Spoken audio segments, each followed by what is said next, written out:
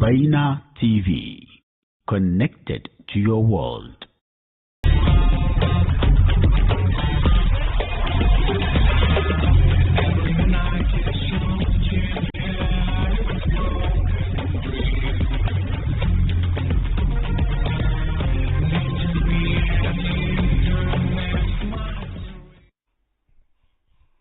Assalamu alaikum wa rahmatullahi ta'ala wa barakatuhu. Alhamdulillah jama'a, mun gode ma Allah da Allah ya ba mu dama ya kawo mu kan wanga daddali mai albarka Baina TV kan al'amuran gari. Muna yi ma masu kallon Baina TV kuma al'amuran gari gaisuwa na musulunci. Assalamu alaikum wa rahmatullah wa barakatuh.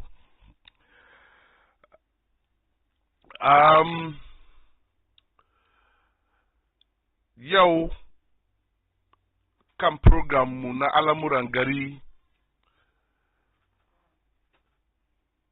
za mu tattauna da inji bature very strong and energetic gentleman. Guda ya fito jam'iyya na NDC, guda kuma ya fito na MPP. Amma ba su shigo ba tukun. Amma kafin su zo in introduce su mu fara firanmu, ina da wani guntun nasiya da nike so yi ma kaina sannan yi ma matasa da dama da suke siyasa. Ni da nike zamine as a host of wanga program. Ban yi karya kaman ban siyasa, ina siyasa. Ina da jam'iyyar da nike so, ko kuwa jam'iyyar da nike so su shugabanci tafiyan na gari kasan mu Ghana.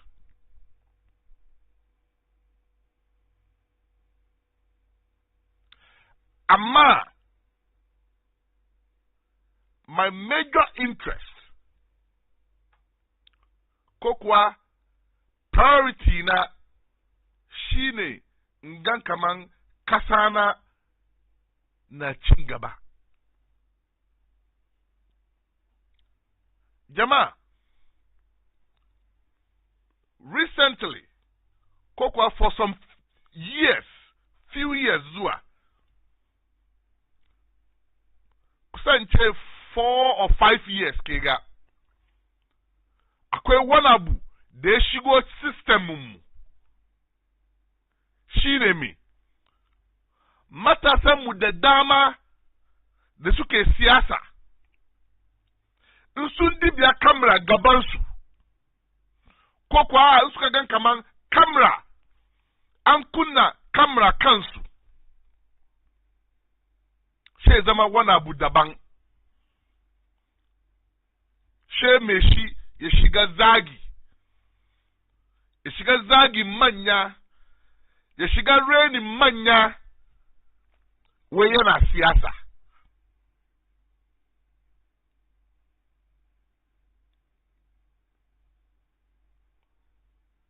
Nasiya na ne, in kana kallo na,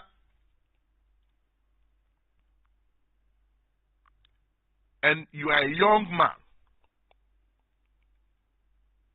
or a young lady and you are into politics,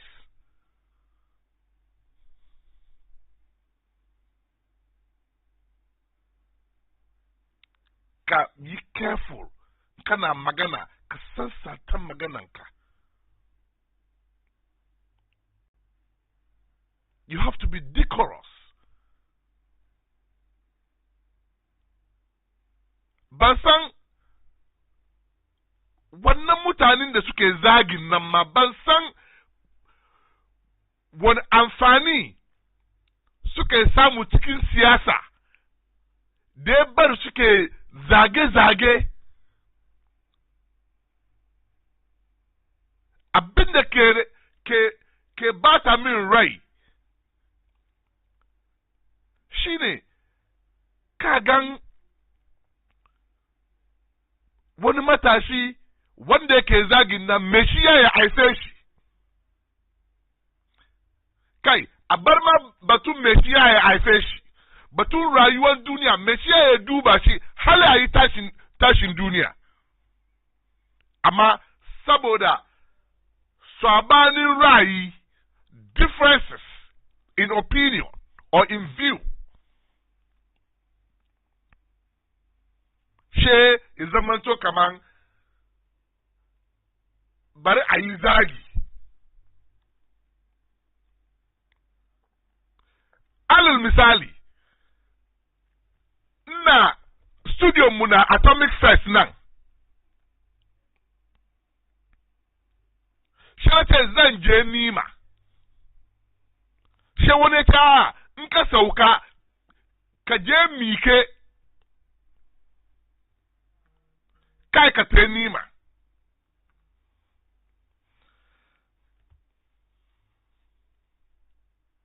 she nima na ce ba haka za yi ba zan zagaya ne in bi hato amma mu duka ni ba muke so mu ce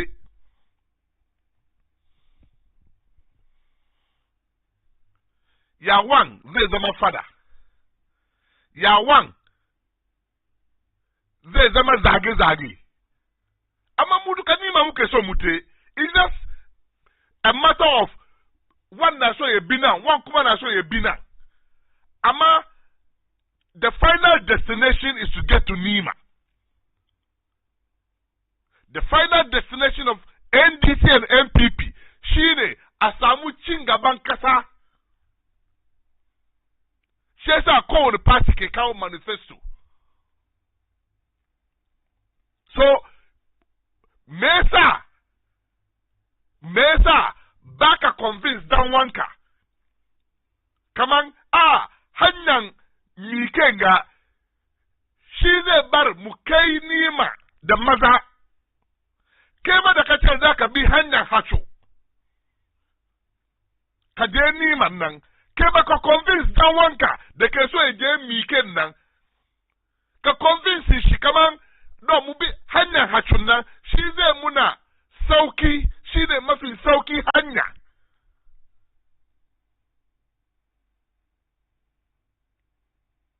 you can't do this and the only thing you can resort to is insults. Who does that? Dwa? Na mbuga suna na kimutani both MPP the NDC. Years ago, suke zage, yo de muke magananga, they have phased out of politics. They have phased out of politics. Ba wanda ke jinsu.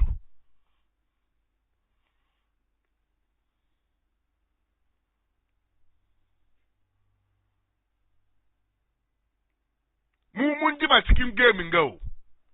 Mun jima muna bin siyasa. Kuma mun san cikin siyasa. Shi yasa aka ba mu lakabi king of politics.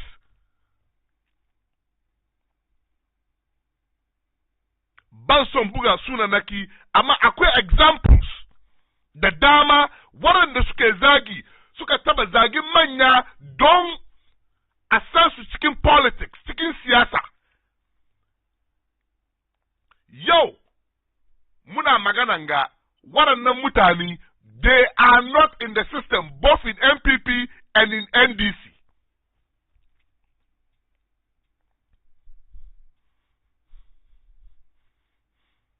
Ni mai gidana min wani magana years ago. Ita min kaman kin aboci she na kira na aboci. The king. Mamin ka say min so. Oh politics. Oh yeah politics. Say niema mienu.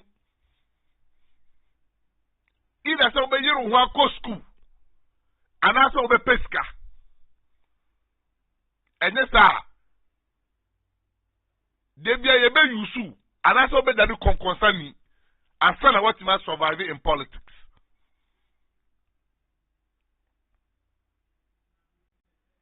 Doshi nna ma kai na nasiya. Nna ma duk wanda ke kallo na war haka. Ya zama matashi kaman ni. Kaman kana son kai siyasa, kai siyasa da ilmi.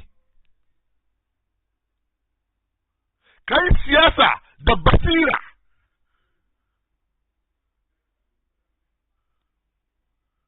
But to want to do politics of insults,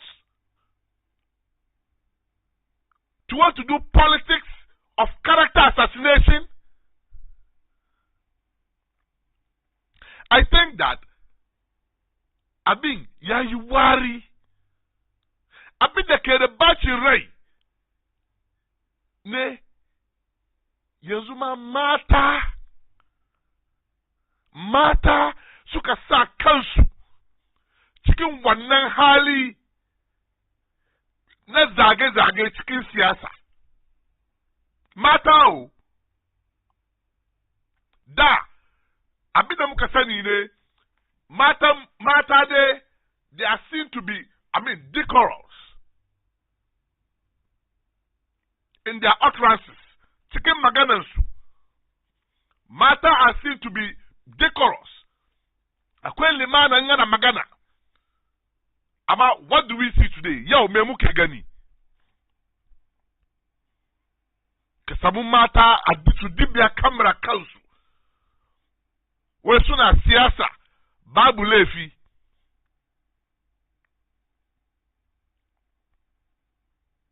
But ba siyasa suke yi ba, zage-zage ake yi.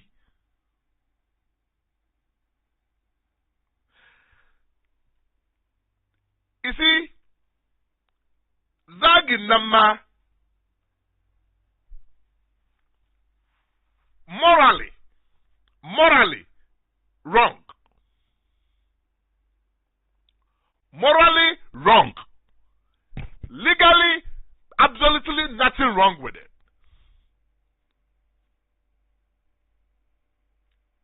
I'm coming from the moral aspect. But you see, when you go far, then you assassinate the character of the person. Kayin magana gamu da me shi da ba gaskiya bane. Morally wrong, legally wrong.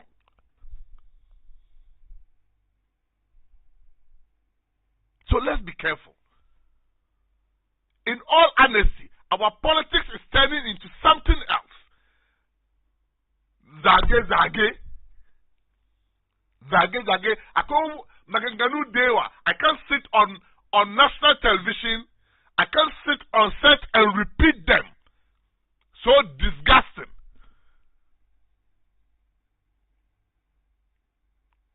So disgusting. Me muke majuna hakana.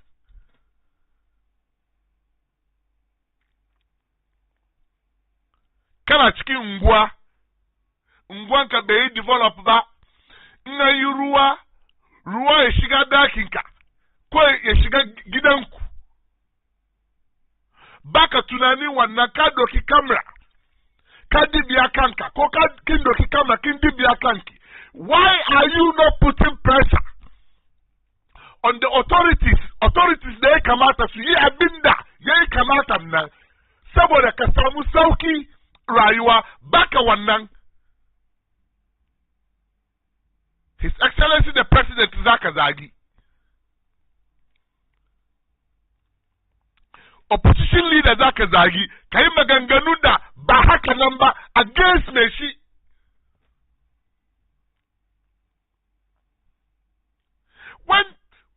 When basic problems, issues, they ke ngwanka, they ke face kede kanka, ko kede kankin na, they are not solved. So why are you insulting?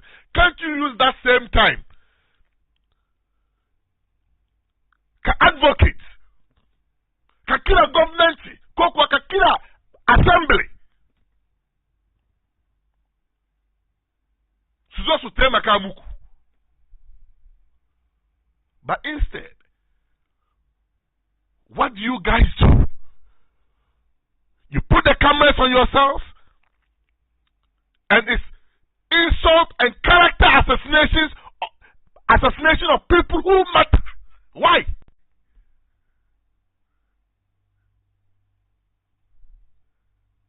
But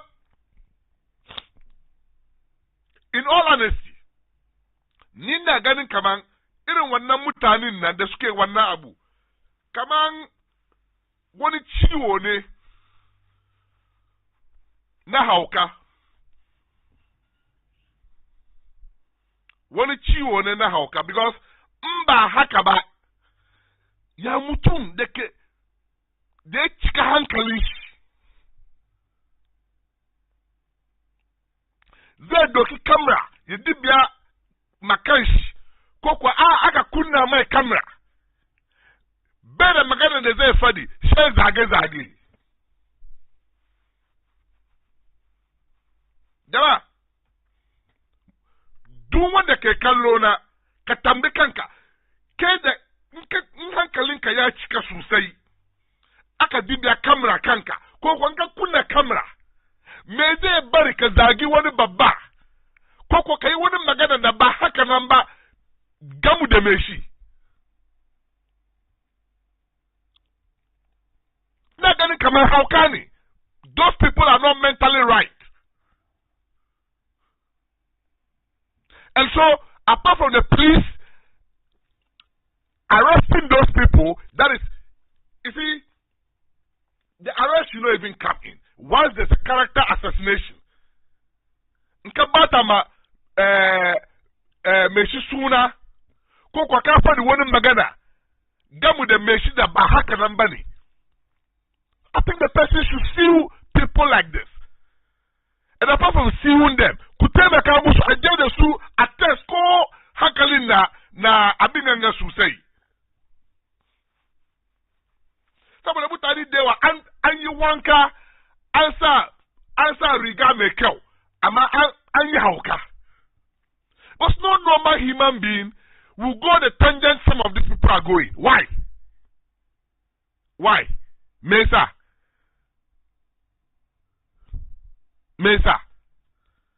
Why? You wake up, bath, the next thing is you put camera on yourself, and all you do is to insult and character assassinate people. In the name of you are doing politics, you are campaigning for your party to come to power.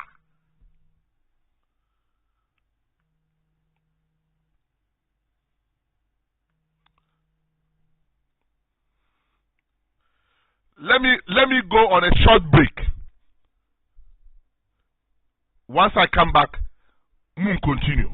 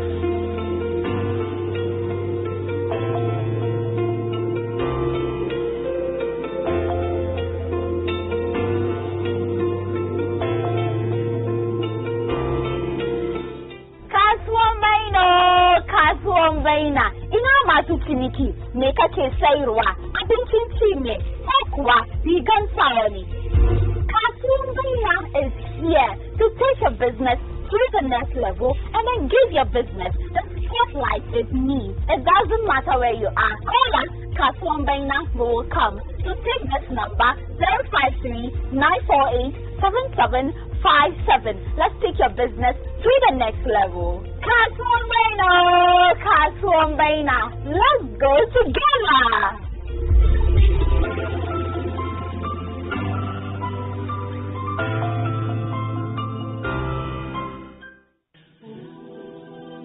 Assalamu alaikum wa rahmatullahi wa barakatuh. Ejidi for itumuna salama. Let the Bible and Quran take organization. Any Baina TV and I say at the Suya, a canipa kuma, at the Suya Sua, a broad in Tiaso. The Sunday Suya, a Bible and the Quran, a bro, the Baina TV. Yadati, Namusumiyamre, the Sia Kumwa, being Pusuko, our Bible and the Quran. Na entretira no ya tubi say osom entretira e wo bina ti na ebe ya faso se ne ebe ya dan ko matemu ada onko kambu kufu e du samero na ya ko ngoni mi wana me no ya fasa di sui e fam boyo osom entretira ya frami ya bugia Awesome Church this and every Saturday at 8 p.m. only on Baina TV.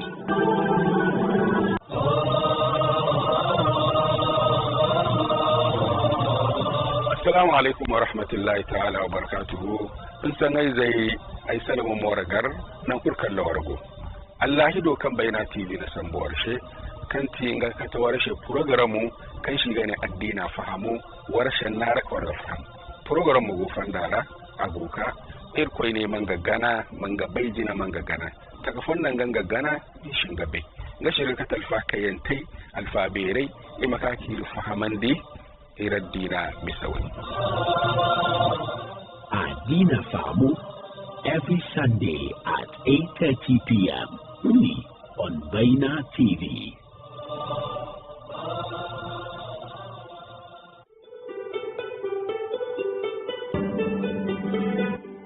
Bismillahirrahmanirrahim.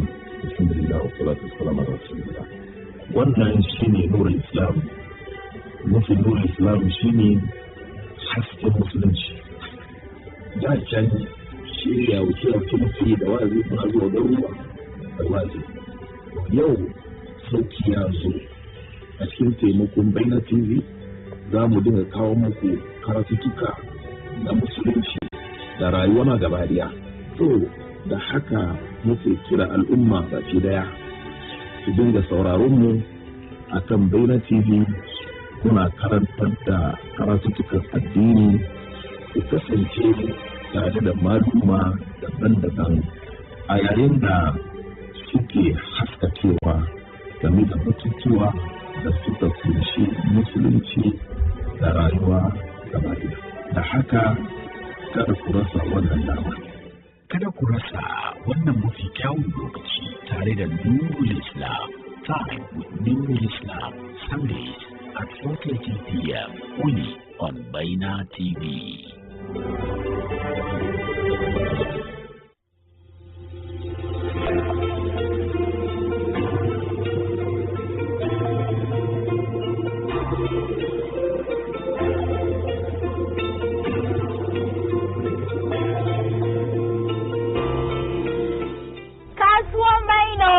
Kasuwan Baina ina masu ciniki me kake sayarwa abincin ci ne ko kuwa rigan sawa ne Kasuwan Baina is here to take your business to the next level and then give your business the spotlight it needs. It doesn't matter where you are. Call us, Kasuwan Baina will come. So take this number 053-948-7757. Let's take your business to the next level. Kasuwan Baina, let's go together.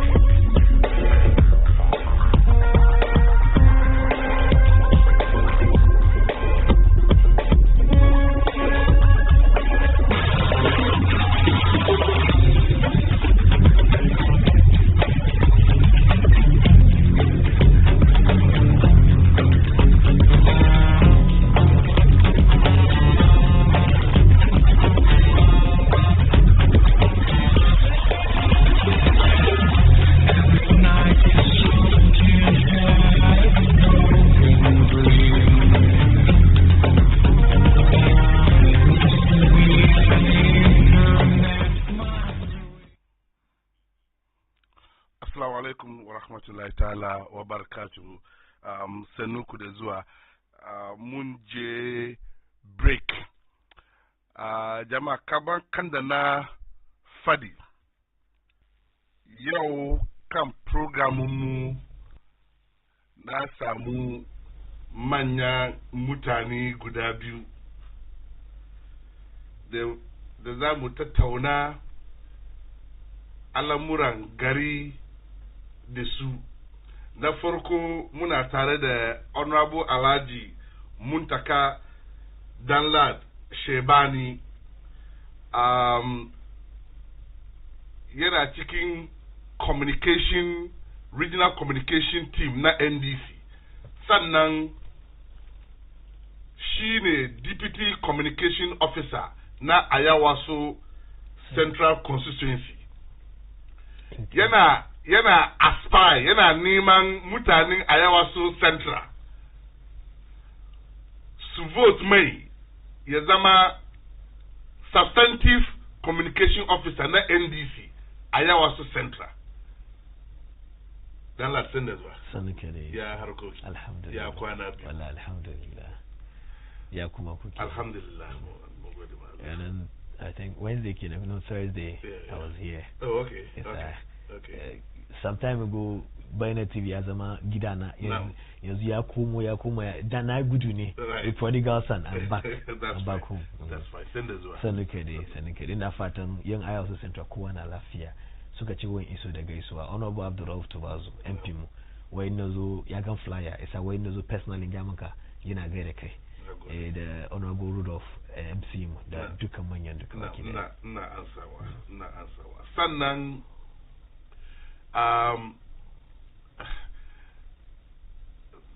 other guest na ban san da zan fara ba, amma ni na kiran shi the writer, kanina ne. Na kiran shi the writer. He writes very well. Amma yanzu yayi kudi. Yayi kudi sosai. Muna tare da Honorable Mudassir Dangata. Honorable Mudassir Dangata, shine CEO of Sutura. Sannan a member of the MPP communication team. Nde Sutura ne. Namiji kai kyau ka fito mace ganka. Ce wannan samari yayi kyau. Ka neme shi inda yake. Muda, send us one. Boss, sanu kare. Ya kwana biyu. Alhamdulillah, boss. Ya harkoki. Mun gode da Allah. Ya sutura. Alhamdulillah, boss. Ina shagon ku yake? Muna kuma su ne. Okay. But then kasan mun kai zamanin da kaya na zuwa kunna. No. Kowane sako kaya ka aika. No. Duniya duka. No. But in the interim, ganan gari kunna, inshallah muna mai sakon kaya, and then within 24 hours. That's fine. Depending on the distance. Okay. Inshallah ka samu kayanka. Right. So kaman maybe na shigo garin Kumasi, ina neman sutura, ina zan same ku. Muna Sawaba. Oh, okay. Sawaba kenan daidai da Sawaba bus stop. Okay. Kuma alhamdulillah muna kan Google Map. Right. Shi sa ma kai ba ko ni ka shigo Kumasi, and then ka zo ka attend wani program. No. Ko wani event ka, and then kana neman abin sawa. No. Ko tulare ne ko wace ne ko fulani. No. Ko min dai da ya danganci lamari na shiri na sutura. So kai ka dai set kan Google, and then inshallah ya kawo ka har gaban shagon mu daga Sawaba. That's fine. That's okay. That's all right. Jama'a guest mu kenan Honorable Alhaji Muntaka Danlad, sannan Honorable Mudassir Dangata from the New Patriotic Party. Yau za mu duba topics guda biyu. Na farko, jailin kurkukun da aka sa Chairman Wuntumi ya je 20 years mun duba wannan New Patriotic Party sun ce ba da niyan kirki aka sa Chairman Wutumi kurkuku ba, akwai wani manufa da ya sa suka mai wannan illa. Gwamnati kuma na gani kama ba haka ba, an je da shi kotu ya gan kaman ya cancanci a sa shi kurkuku for 20 years. Na biyu, magana na biyu da za mu duba shi na fara da shin nan. Kame-kame da ake yi,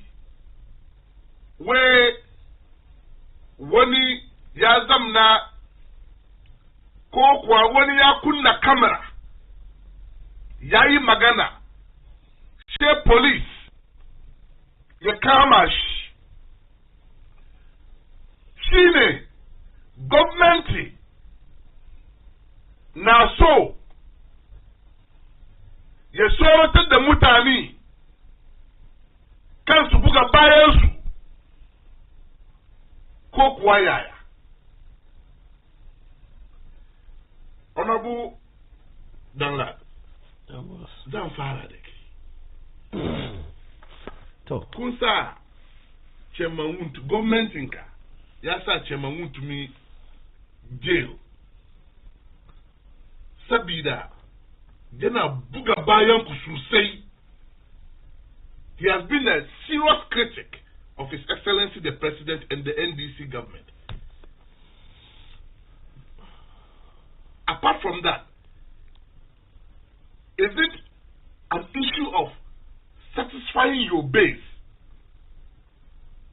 Because kun promises to come out, kuzo, kui oral, ku execute oral, kuma anga kama oral nan be oral. So the best way to satisfy your base is by unjustifiably throwing Chairman Wuntumi into jail and giving him this number of years, 20 years. Is that the case? أعوذ بالله من الشيطان الرجيم بسم الله الرحمن الرحيم اللهم صل على محمد وعلى محمد. Permit me to digress a little. That permitting in koma ima mutanen alajo da kansa jan jaje kan batun flooding. Reason why nike son koma kan wurin kun soma da shi ne har wa yau kamar yadda da nazo Thursday na fadi ba mu samu wani kungiyar musulmai da suka zo tanyan bayin Allah ba, amma kuma most of the people affected are Muslims undisputedly. Ankara wani, Aiba wani, Sisala wani, Musawa, Dogombawa, Zabarma, Teda, balle sarki Zabarmawa. Shi komi shi hati ne. No, I live in their vicinity. Ngwamu guda ni da kaina ko mimu. Da ya kamata ruwan ma da ya je da shi da kashi shi sarki Zabarmawa. Wannan ce wanda Allah kiyaye ka. Mu ni daga mu daga ba da Musa ba Zabarmawa da babo shi da na sanye ka magana. Ka gani, but I'm still emphasizing mun da Allah ya bar muka san batun zakka, ya bar muka san batun sadaka da yin muhimmancin sadaka. Especially aboye balle ma wanga ya zama dole ko ya daka shi aboye ya fito.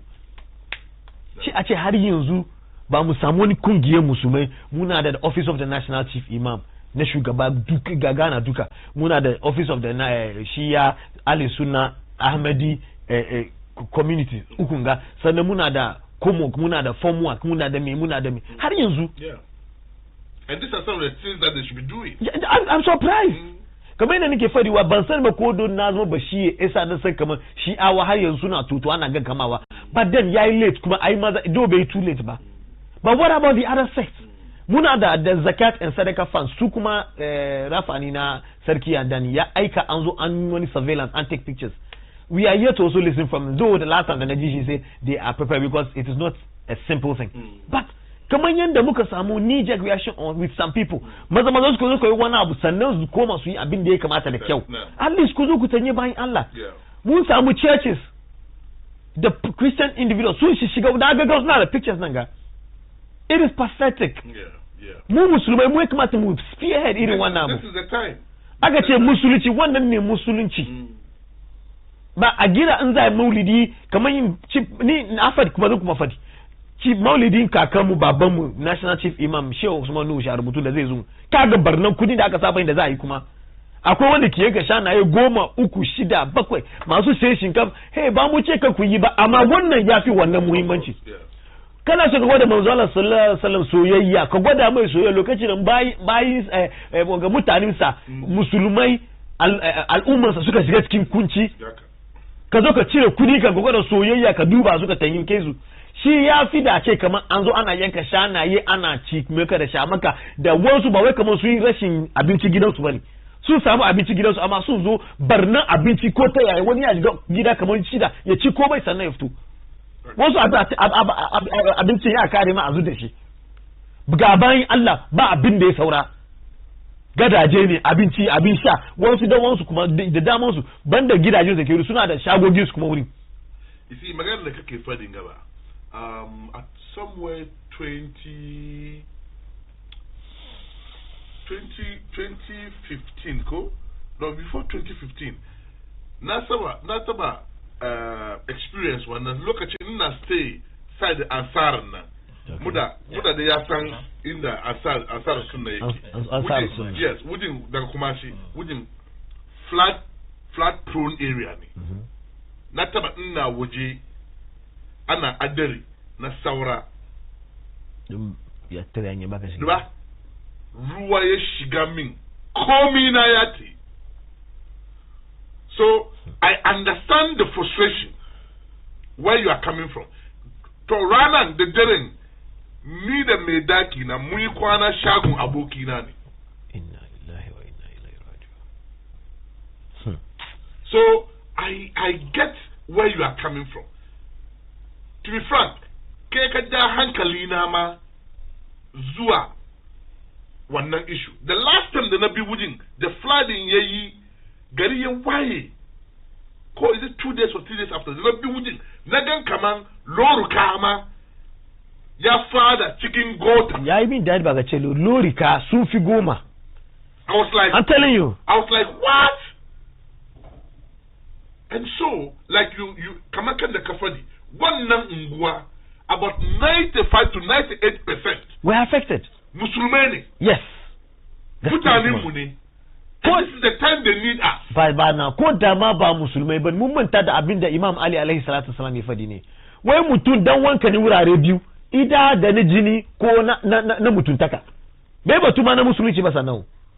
Wai dan wanka, wai mutum dan wanka ne cikin ida jini kada shi kuna jini ko mutunta sannan ma wannan na uku ne domin musulunci na ciki na fudu ne don muri kama ganiyansu ne ka gani aka zamu ta amma har yanzu har yau har waraka ana giran wasu offices na giran wani kudi ya fito daga wani manyan wurare ne su ci ne ko menene it is pathetic yau ni da wannan okada dan wannan da ya kawo ni wani shi ma alhaji yake komin shaka yana ne yana ta complain honorable Abdul Jaleel Tubazu na mezi nawa zai yi honorable Collingwood Williams nawa za su yi balle shi MC yin komin da kudi da aka bashi yana da yawa amma an cap da yawa ba baka taba kai komi in ka ce zaka cire ma kudi gift me zai bai computer wanga system bai yadda ka cire ka gani sannan kudin da aka ce 350 million da aka ce yanzu ka san bureaucracy of the way governmental issues bai kai ma wurin mu ba sannan kuma ba za a kawo kudi ba za su sai kayan so before then na me mu musulmai yan waye mu musulmai what are we doing to ourselves an ci rashawa an ci an raba an ci before mai kai inda ya kamata ban sani ba dai na san dai shi awa Imam Hussein ya tamai halman nasirin yasurna ahlul bait muna neman taimako wa zai taimake mu yan ahlul bait yanzu aka ga muna zaune ga ba wani ahlul bait illa ka danci ni manzo Allah sallallahu alaihi wasallam da Imam Mahdi Adala Farajab Sharif da yake shugaban da muke gida banda shi yan waye mu musulmai duka suna cikin ahlul bait mu dole ne mutane ake almuslim akhul muslim musulmi dan wanka ne musulmi she menene ne a ce kamar wani abu ya zo haka she an zo ana ba da hankuri ne ko me habba musulmai muna musulunci daban mu zama musulmai daban muna musulunci daban. It's just like we are named Muslims by virtue or by mouth, but the practical aspect is lost. We are essentially Muslims by name. By name, because irin tun wannan lokaci har yau irin aurayye da aka yi da irin bata kudin da aka yi, irin sunan nakin da aka yi da irin bace kudi da aka yi, sha ce kamar har yau aka ga. Ba wani Muslim organization, ba wani Muslim organization tashi. Magana da kake fadin ga magana yi shirin like Nji asante I was say gumi because ni kaman ni kake kind of like magana ka nake fadi. Yes, because not a family wujin. You see? Not a dangi wujin. In fact, I have a family house. My grandfather has a house. But do you know how worse the situation was? Ni gidana ana adare ana flat ana made before over 10 years theory. Adare bai taba shiga cikin gida. Kaga adare cikin gidanmu wanda ke fitowa sama ne. Adare bai taba bulbula isa gida wani kiran shi little nadmu domin mu muke zuwa muke cin mutane cikin dakunan su muke kai su dakin mu ko wurin mu yi musu tea suna sha shedi ta mara ko ni da kai TV ne da ke kan wall ma bai resbe didn't survive komi amma alhamdulillah wani kamar ni at least muna da gida da Newton wurin mana na yana kwashi iyali na naji kadan muka muka salvage mun koma wurin. So what about those who have nowhere to go? Wurin kwana ma bawa Allah wurin kwana ma wallahi kasa wasu ki kwana har yau. The matters that were brought were so insignificant. But that was what the MP and other benevolent people could have done immediately. What about me batumu musulmai? That is my problem. Well, let me rest my case on this case, and then let's tackle Untumi's issue. King, I mean, the way Cup presents Magana now, well, let me look at it from the media perspective. So I wouldn't default you that much, because in the Kakao Magana as whether Untumi na Bugabaya Muyena made. I mean, in the but when the NDC came not as a soru, but like Kejin knowing Iri Magaganus ba Untumi ba. Let's be realistic. No. Media house in Shima is not a media house that is Razanam. Yeah, media house come on Bikuku. There are some traditional media houses that are not aligned to either NDC or BB. Was the one I can call Suna in a Razanam Yasinashi. So it is a non-starter with that issue. Beba wani alaka da Untumi da abiliki muna mutun kachukudi. Inkai barau ne. In kai mazina chala ke kai mazina chin. Ko me kai in aga ce kai. Balle ma worst case na me so suke I plea bargaining. No, but I'm not in the actually so I plea bargain. It is not on this issue. Ba kare ma ba. Ba ma kare ba kaka damu. No, ina zuwa. Okay. Cases ba guda ba amma she guda yana so yayi plea bargaining kan, which means ko wannan na ma ya tun accept fault kinai, because you call for plea bargaining if you have not accepted kaman kai laifi. Na farko kenan. Na biyu, court of competent kada bari kawo maka wani scenario. Irin da some time ago ne da an bashi maximum 5 years. Irin wanga issues ya taso. Mutumiyan mu formal attorney general kenan ko. Tace wai sam abin da yayi kankani. A moving shift. After kai court why a moving shift to. Tabar aka amend law where moving shift to 15 years ko? No, maximum 25 years. No. Her proposal was for 15 years. It was the then majority. Suskache no, the 15 years is even small. It should be maximum 25 years, minimum 15 years. That was the case. Yes. Hey, she is the proposal that they call first. It was 50. So now you can't eat your cake and have it. Na for cookie, no. Ya isa baba shi maximum case number. Samra boy, kasa irin ji dadin da suka ji da aka ji suka canje ne shi. Irin kasa ba jin Samra boy, na so some part of Ashanti region or one of the yato flat somehow. Ama kasa ba ji Samra boy ya flat. Until recent case, not even this one a flat alaju now. Until because before then, I went added. So what are in irin ba mun ga videos, live videos. Irin batan irin batan arziki mutane da ruwan yayi wurin. For what? For one person's greedy initiative? Don't mutum guda da jangido the kazo kana sai kan national television kana cire kudi, this is hard currency, this is kakare kace president mama no, I mean according to politics it is trivial, it is childish, because mata na ma allowed ba. But yanzu aka an soften ko an bar kam the cases are too easy to extend. Any Tom, Dick and Harry na ya zuwa ya bude TV station ya kuma ya zauna kan TV station ya fadi banza fadi wofi hankalin shi kwanci. In ba ka ba abinda mutum yayin ga ni da ni kade ne dai gaskiya magana. Kuma he is first of the lot of it. Ba ana ba to oral ba. Saman kuri. Ka manta an ce kaman the wheel of justice grinds slowly. But at the end of the day it will take effect. There is no denial. Me, I was part. Yes, I was part of those who were blaming, but too oral they made them. Yes, I even start not as clips and another and on sister television stations they can complain. But one, it has nothing to do with oral. It has nothing to do with oral. Yes. I'm not disputing the fact. It has nothing to do with oral. It has nothing to do with oral, but it has everything to do with justice. And justice is what is taking place. Kagan, when it come on, to me, in the battle for political expediency, but I don't even see the reason why we sit and discuss this issue. Call me the Basuke, go to court, but we will have to discuss with Honorable Muntaka, because to me is a big player in the industry of politics. Big player. But now back some videos of Ashanti region, some of the people from Ashanti region, big players of Ashanti region. To the extent even KOD and not cook as soon as can go about KOD but leader LPG now. What LPG? Party LPG now. They have LPG, they have Babang MPP. Oh, everybody knew he was find a way of distorting or collecting as much of the NDC support. LPG Akpalu. When he maganganu be time the muki opposition, when he maganganu be still not condemn we not support MPP ba.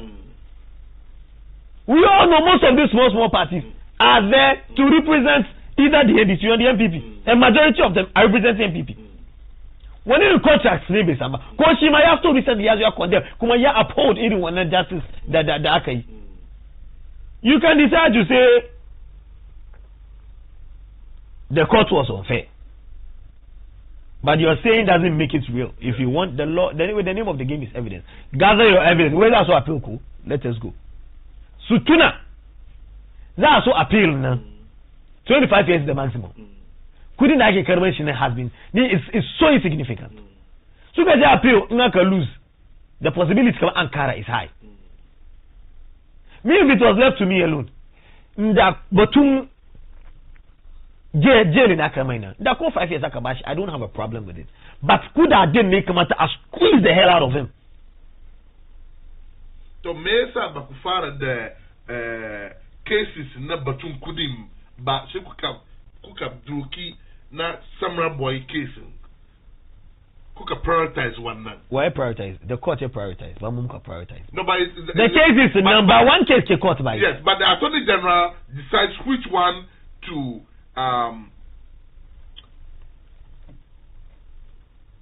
execute first. No, he doesn't decide. He doesn't decide which one the judgment should be on first. Not the judgment.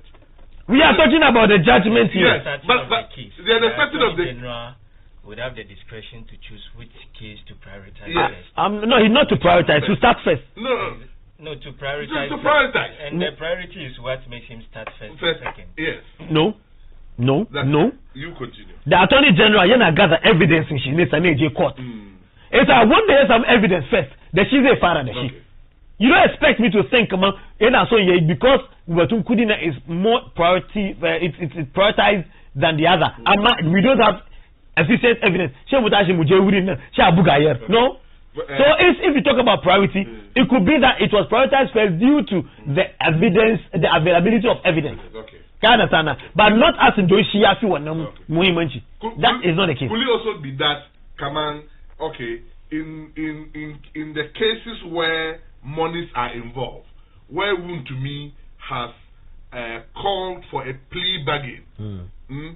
The Attorney General doesn't want to prioritize those cases because he has accepted plea bargain from his own people.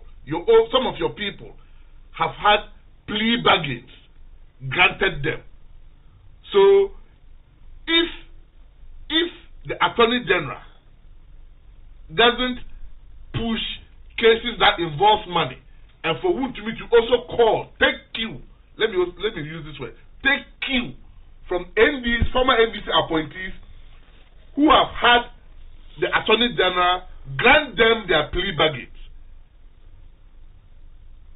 So, but you Samurai boy now, you start in jail. Kafin Nema Akei plea bargains. You see, that is where you get it wrong. Kaga number one, in court, in the competent court of jurisdiction, the name of the game is evidence.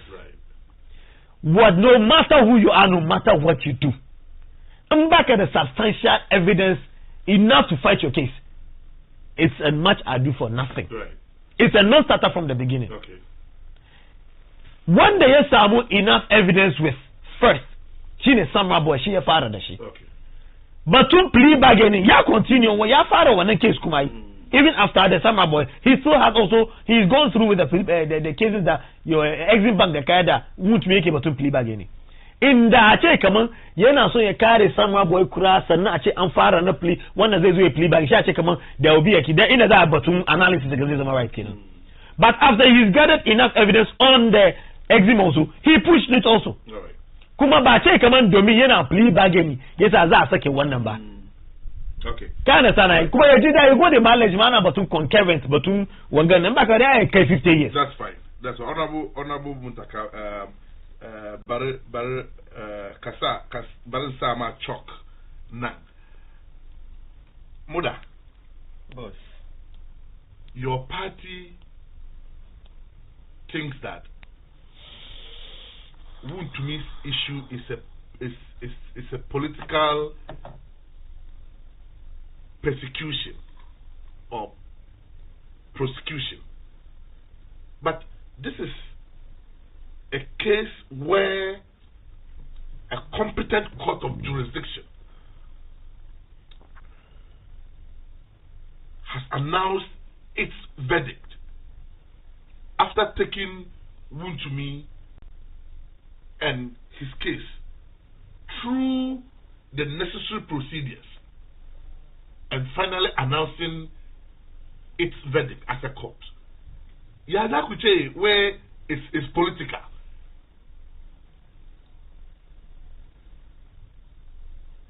So, Bismillah ar-Rahman ar-Rahim, Alhamdulillah Rabbil Alameen ar-Rahman ar-Rahim, Malik Yawmiddin, Iyaka na'budu wa Iyaka nasta'in, Siratal Mustaqim, Siratal Ladzina an'amta alayhim ghayril maghdubi alayhim waladdallin. Rabbi shrah li sadri wa yassir li amri wahlul 'uqdatan min lisani yafqahu qawli. Da farko dai na fara da gaishe ka mai gidana.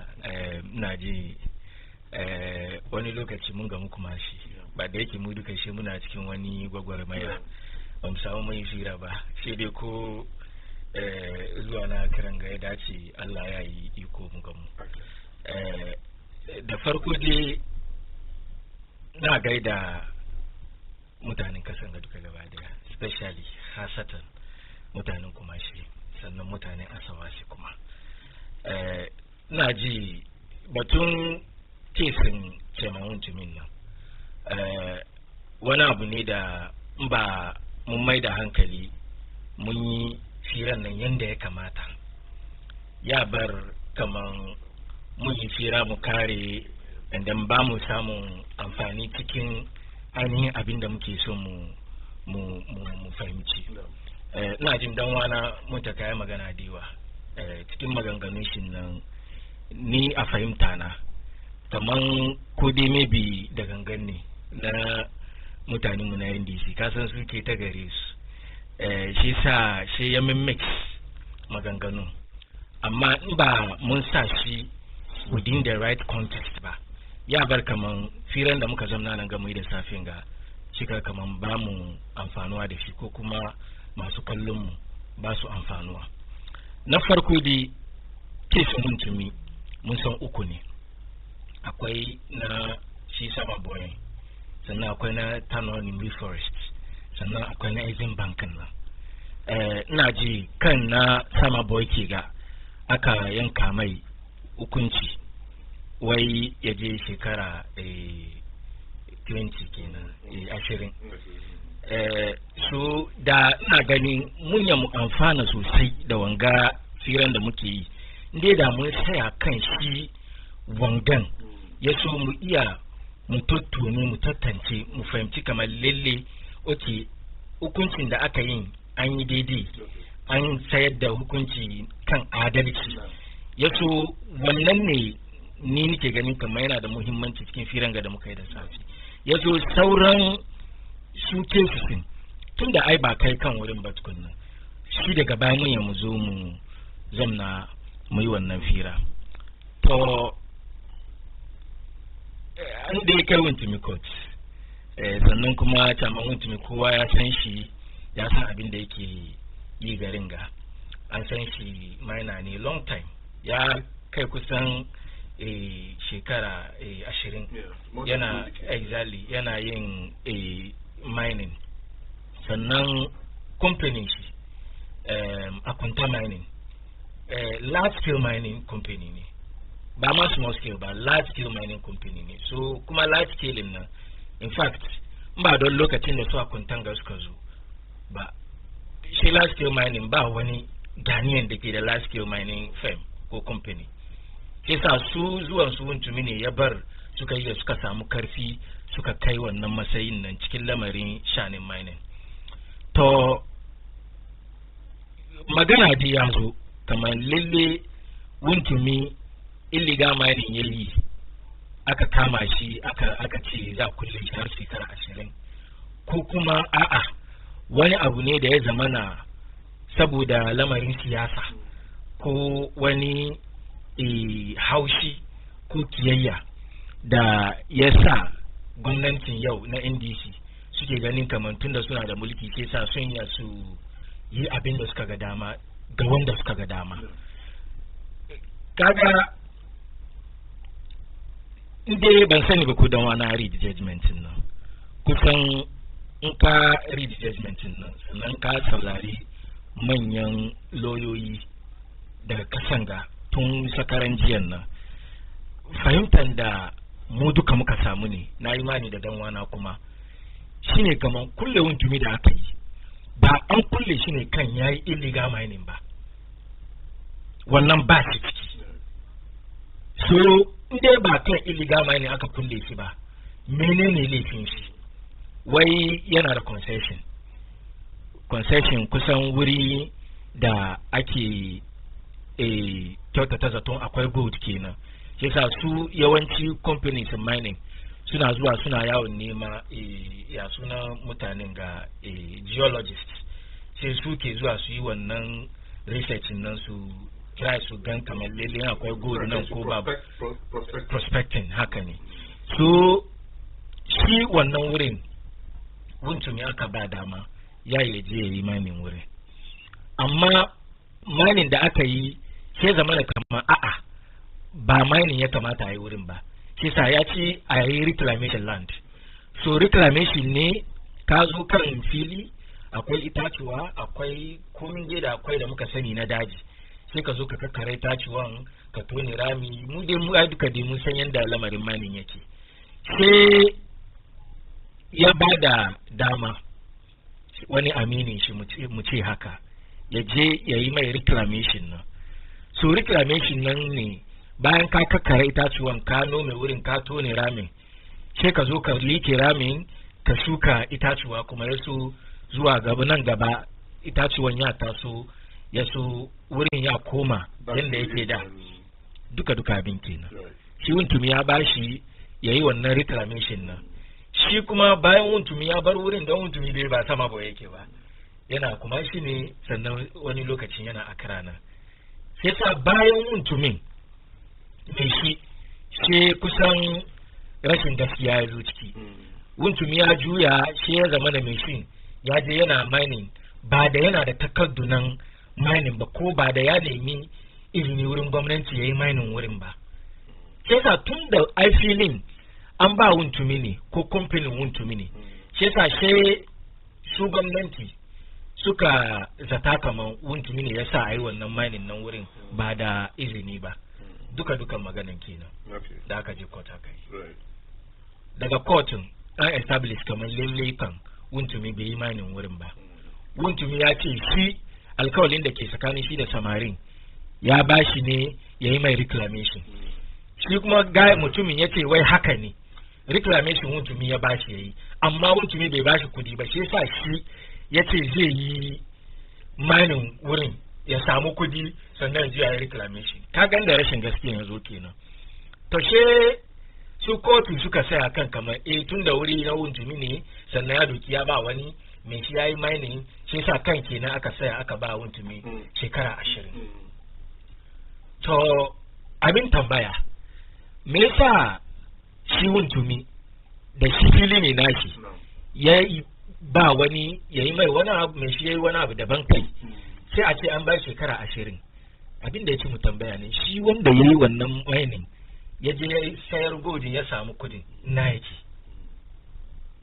wannan ci da mu ne mu tambaya inda yake shine ya je ya zamna shi da gwamnati suka hada kai ya zo wai shi ne zai yi prosecution witness wato kenan zai zama shaida ya ba gwamnati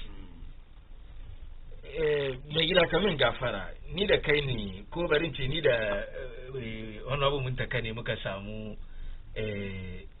rashin fahimta she kai da ya zamana ka zamana kai za ka tabbatar da adalci tsakanin mun nan she ka ce a'a kai wani abu mun ta kane kake son ya zo shi ya maka shaida don ka san kaman ni da shi akwai wannan rashin fahimta tsakanin mu shi yasa tun da shi ya ce kan shin nan ni ya nemi ni ya albata ni ya so ni in shiga cikin magana ya so shi ya kauce ko ya kubce ya kusa abin da ya faru daga kotu ke kuma inda ya yi judgment nan ya tabbatar kama abin da ya faru daga kotu kenan muna bari tambaye ka question din ga ni as host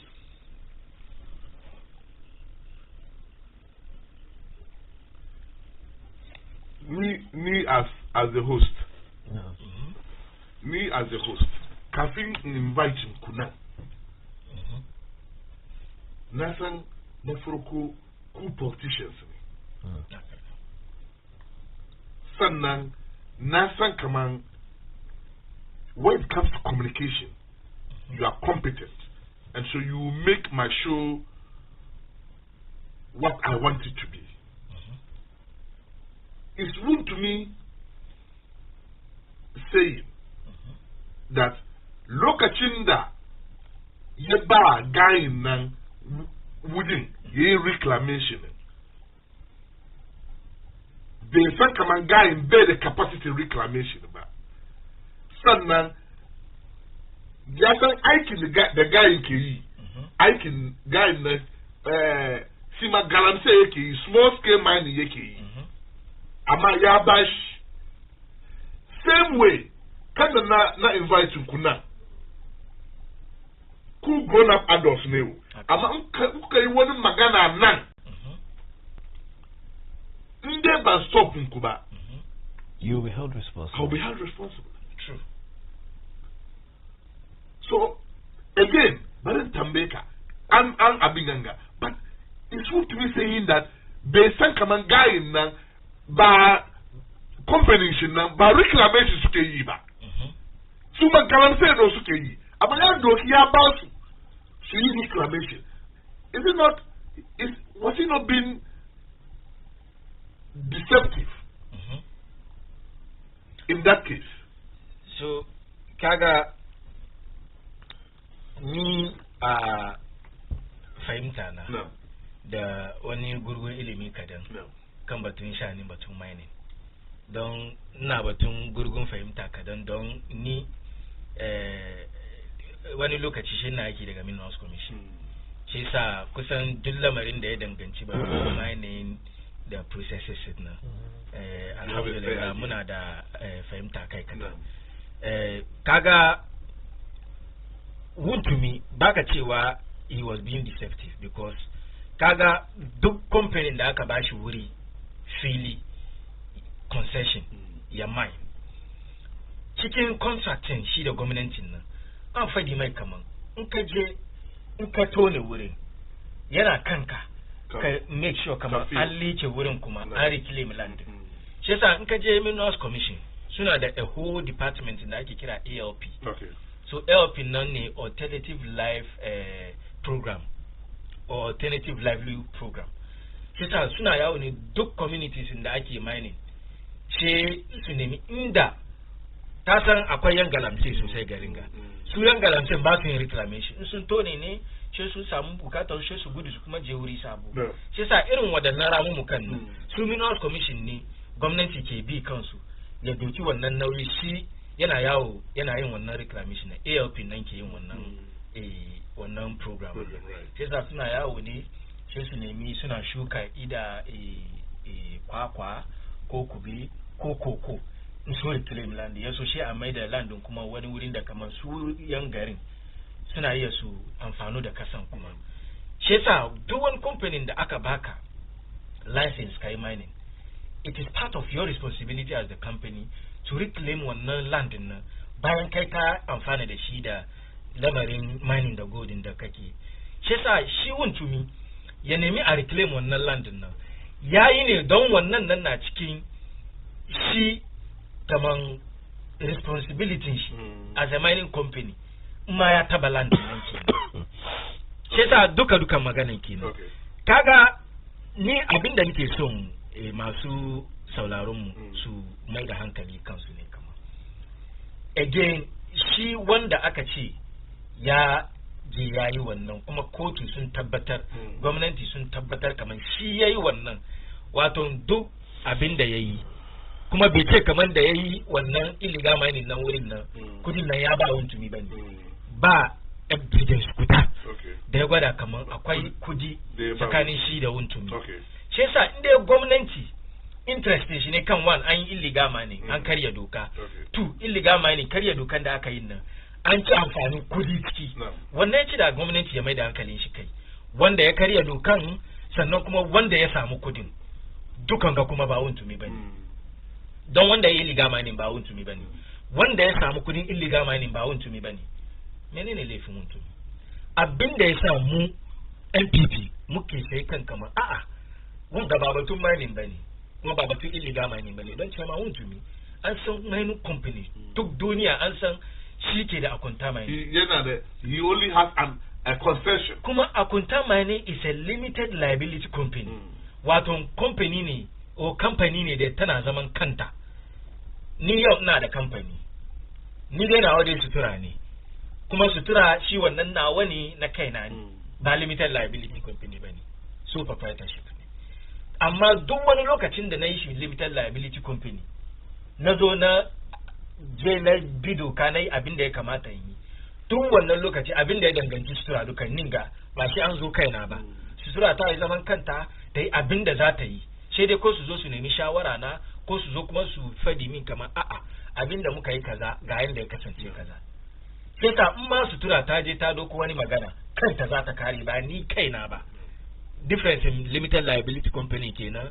sannan da sole proprietorship a kunta mining kamar yadda na fadi da zo kamar it is a large scale mining company sai sa it is also a limited liability company sai sa da ko da ma mu kaddara wurin nan a kunta mining ta je ta yi wani abin da ya karya doka me yasa za a bar ita a kunta mining don a kunta mining na da legal department kowane company na da wannan legal department nan legal department su ne kowane da abin da ya danganci batun lamarin kotu da lamarin doka suke yi an bar a kunta mining an bar ko da ma menene da ya danganci a kunta mining wuntumi yayi wuntumi ka san abin da ya sa ni nake ganin kaman wanga abu mugun tanadi ne da yan NDC sun shirya ina jin lokacin campaign mu duka dai muna kasanga wuntumi ke bakin kusan kowane communicator NDC including emergency.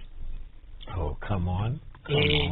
Wuntumi galamseya ne abinda yake yawon yi gari kenan kuma kun san kunta mining is a duly registered company.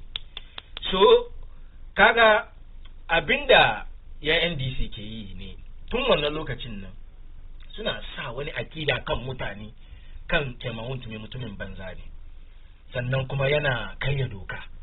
So inda yana karya dokan nan mun zo mun tabbatar da hukunci mun kulle shi, amma kuma sun san kaman kulle shi da za su yi nan ba don karya doka ba ne, don Kemahun yana cikin waɗanda suka sama John Dramani Mahama da NDC takunkumi sosai lokacin kamfe. Kuma ba farkon yi ke gaba. Tun 2012 ko mu ce 2013 har 2016 da John Mahama ya zo ya doki ragamin shugabancin kasan ga. Ina jin ba wanda suka takura da ma wannan lokaci kasan ga ya kai Kemahun suka karbi excavators shi duka, suka karbi duka dai don su karya shi. Wato ai shi kuma mutum ne wannan zafin nan shi yasa tun 2016 shi kuma da ya zo har 2024 shi kuma ya mai da hankali kamar shi don siyasa muke yi. Yau ga ni da dan wana mu duka guda ne, amma bar mu duka mu hau kan platform siyasa ko na campaign, abinda za mu fadi game da juna ka ce ma muna fada ne in dai baka san mu ba, ka fahimci. Shi yasa shi Kemahun duk abin da ya fadi na bata ko na ID sannan wani lokaci kuma ma na batin suna game da John Mahama, duka wannan lokaci ne na siyasa, lokaci ne na campaign. To amma ina jin su mutanenmu yan wayenmu ya NDC ba su yafi ba. Ai kuma ba yafiya kan zantutukan da aka yi da furcin da aka yi lokacin campaign. Na yi mani da mu duka ba mu ya mu zamna garin ga kenan. Don kamin gafara Dr. Mahmudu Bawumia musulmi ne dan wanmu, kuma duk wanda ke sallah police mosque ya yi shida kamar tare muke sallah da shi wurin. So garin ga wani abu mun takanan yana so kuma ya deny ba wanda suka cin mutuncin walakanci cikin campaign 2024 da ya kai Dr. Mahmudu Bawumia da matan shi Samira. Ba musulmin kwarai bane, bai sallah, ba taba ganin shi tafsiri ba. In fact muna da yan NDC wallahi da suka ce kaman ba ma shi na yi rantsuwa ba, ya sunan babanmu sun ba shi ambassador kamar na Saudiya ne, Sinari ya yi rantsuwa kamar Dr. Mahmudu Bawumia na shan giya. Musulmi ke kan karya wanda suka ce Dr. Mahmudu Bawumia na cin farako kan karya, kuma sun sani cikin zuciyarsu kamar karya ne. Kasan wannan shi siyasa yana zaman shi addini kuma na nan, amma kuma siyasa ana yin shi cikin addini.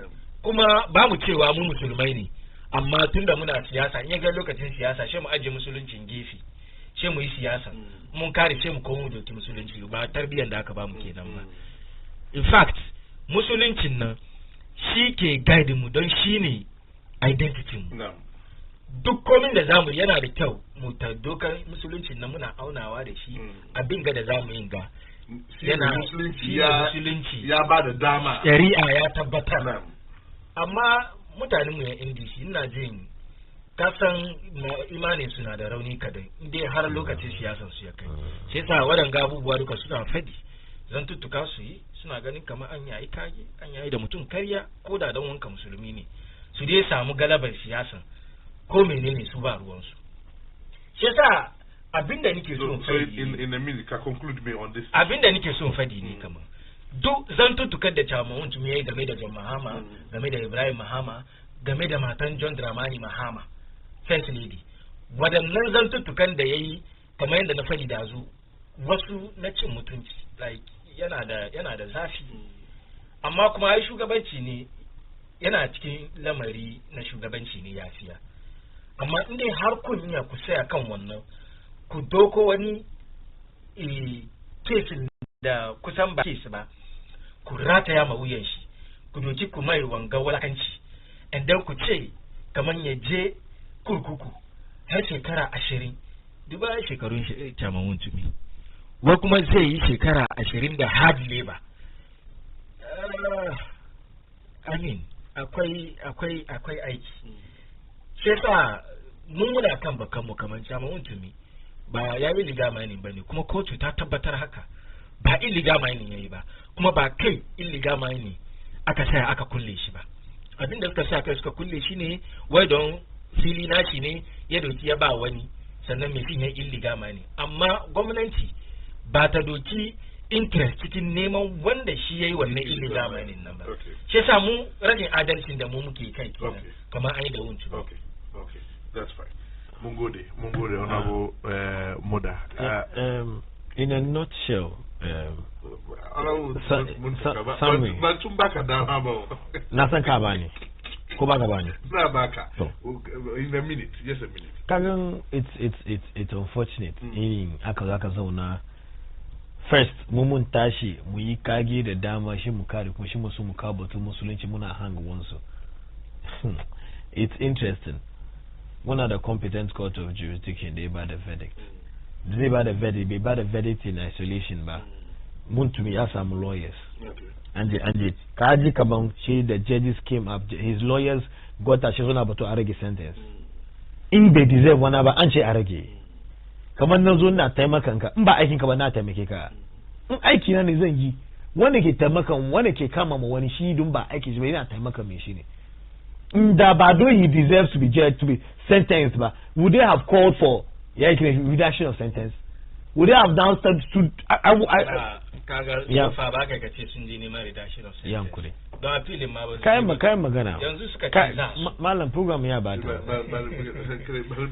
I mean some little interjections kana jina sheuna unless maybe as usual ya zauna shi media sun kawo magana I have a friend who go look at you in a court wurin who to me cases na ba wanda ya miss and he's a media man kuma he's reporting kuma wallahi ba yana sai wa anisi but do ba ma san wani political party ba he recorded everything they said I mean say recording but you can't record it written record but kuma ba shi kai ba other media houses sun ba the except of what suka ce wai they were ba sai ba ko ka ji an ce wai the lawyer sun ce wai kamar wai ina duba mutane da yawa he taking care of a lot of offense ko he taking care of mutane da yawa has been employed under him his mba strict management or wanga company yagu sa rage a whole lot. No, but that was a friend of the court who got up to say that, not Wutumi's lawyers.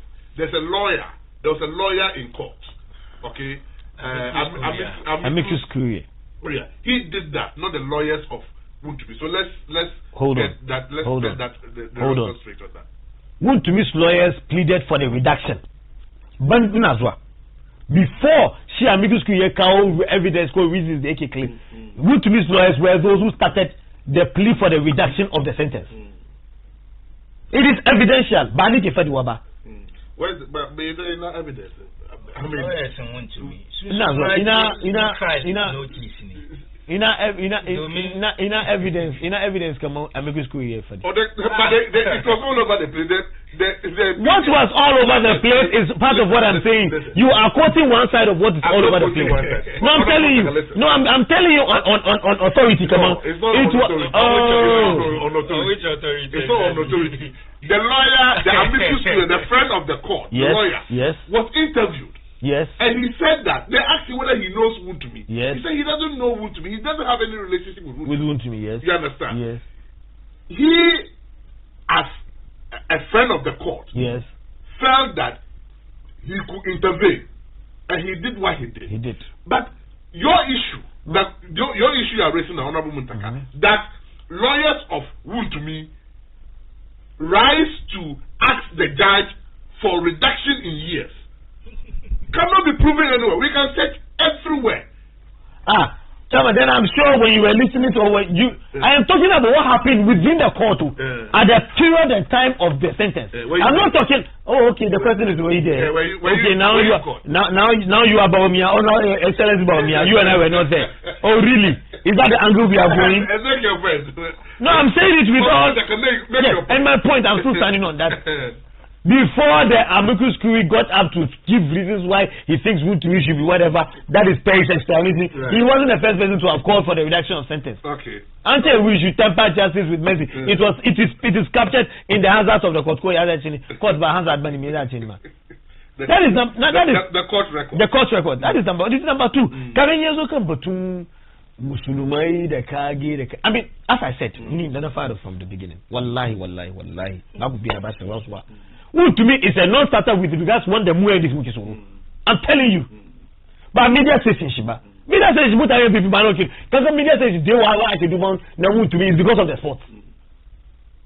Media says they MPP ba su duba. But Anna duba na kene Japan ma yafina na. But now I'm telling you that. Let me sink it in the heads of whoever is listening. Tell me that Brigade Kamang who to me has ever shaken or no. Kuba magana de able to time that I can see. She can excavators in she. If you are engaged in illegal mining and your excavators are seized, do you say that because you are an MPP it shouldn't be done? We have records of NDC excavators that can seize. So why are you not also talking about that? So you see, what is good for the goose is good for the gander. I buy the boat. I buy the boat. I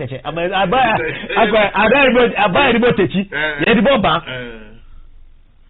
No, not a record. Come on, call the one who move him 1 year later. We take him on. So from for time excellency for hard 8 years. Time excellency. Nanado had 8 years. Mutani could now cook a prosecute. I mean, but we have evidence. It's not about 20 political prosecution. But we are nowhere near that place. We are nowhere near it. We are talking about political prosecution. Go to court. Who are that tantrum of going to court always? Go to court. Were we those who were insisting going to court? Now we've gone to court, the court is dealing with you or whoever is wrong, then you are saying that there is political persecution. You are talking about one day Chama, Kamene Kafadi. In 1 year's old one called Kamene Kafadi. Cases now in skin television. On 1 year defamatory speech. It is 2 things. You insist Michelle retract. Michelle retract to Kobe retract, but I granted that Michelle retract, but you disassociate yourself and as a disclaimer. So that when anybody is going to deal with the person legally, you people have already stepped out of it. To be into back at if you were not there to watch whoever was there, when they come by and reclaim land, didn't you hear? Haven't you been going back on any back of that kind of supervision? Now make one point. I'm young, but it's to make a one point. Indeed, Woon to me was jailed because of illegal mining.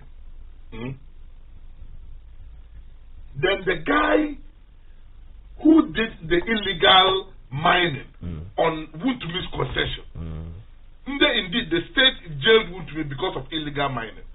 Why is the gentleman who actually perpetrated that illegality walking free? Who is there are several questions that would answer your question. Yeah. Number 1, who engaged him? Number 2, Woon to me engaged him. That is beautiful. Yes. That means whatever it is, there are occupational benefits and occupational hazards. Yes. Engage 1 year when if he can't take carrywa. Na farko kenan. Na biyu batun akira wani chief prosecutor ko prosecuting witness, is this the first time? System immemorial. Now, ask you a question. That we don't have a problem with, we have a problem with who did it.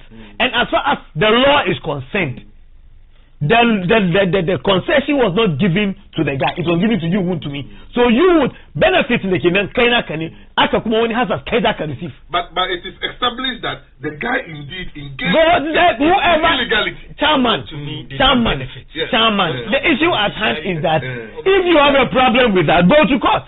That's how you've told us to go to court. Okay. We went to court and the court of competent jurisdiction established the fact that Woon to me is liable. Okay. And he has been duly convicted. Okay. So if you have a problem with it, go to court. Okay, that's fine. I get it. They're going to court. Tantrum didn't start saying it. Okay. If you claim there is an issue, we had took on her leadership, who went to as far as Naji, let's say her leadership took on as far as ECOWAS, British media, just because she needed justice. I can come Duka is not to do for nothing. I can book here.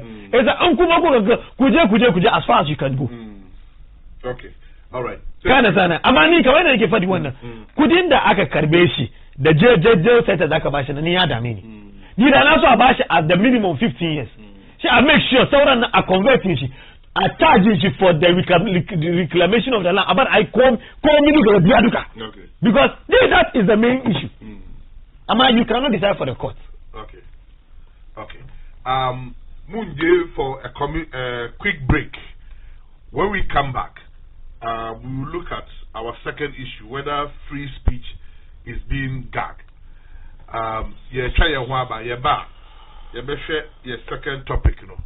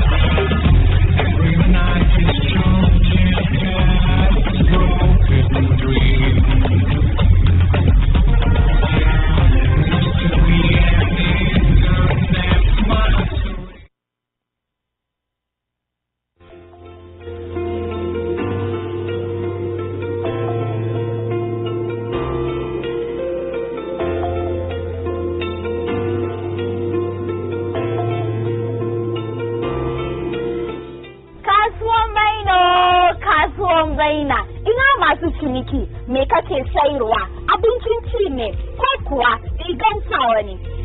Kasuwan Baina is here to take your business to the next level and then give your business the spotlight it needs. It doesn't matter where you are. Call us, Kasuwan Baina will come. So take this number 053-948-7757. Let's take your business to the next level. Kasuwan Baina, let's go together.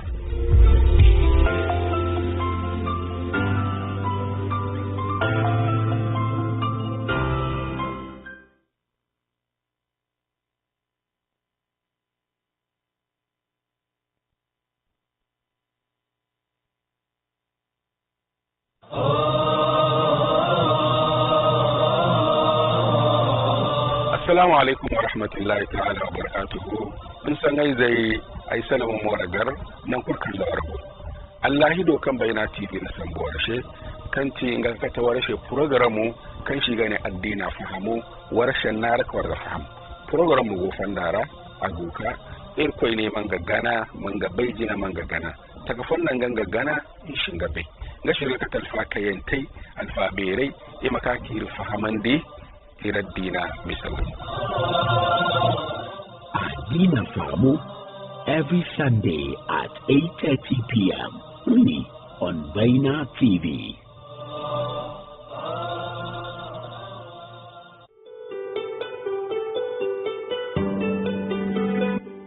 Bismillahirrahmanirrahim. Alhamdulillah wa salatu wassalamu ala rasulillah. Wannan shine nurul Islam. Nufin nurul Islam shine hasken musulunci. Da can shi ya wuce muke yi da wazi muna zuwa don da wazi. To yau sauki ya zo a cikin taimakon Baina TV za mu dinga kawo muku karatutuka da musulunci da rayuwa ma gaba daya. To da haka muke kira al'umma baki daya su dinga sauraron mu akan Baina TV. Muna karantar da karatutukan addini ku kasance tare da maluma daban-daban a yayin da suke haskakewa game da batutuwa da suka kunshi musulunci da rayuwa kamariya. Da haka kada ku rasa wannan dama. Kada ku rasa wannan mafi kyawun lokaci tare da Nurul Islam. Time with Nurul Islam. Sundays at 4:30 p.m. only on Baina TV.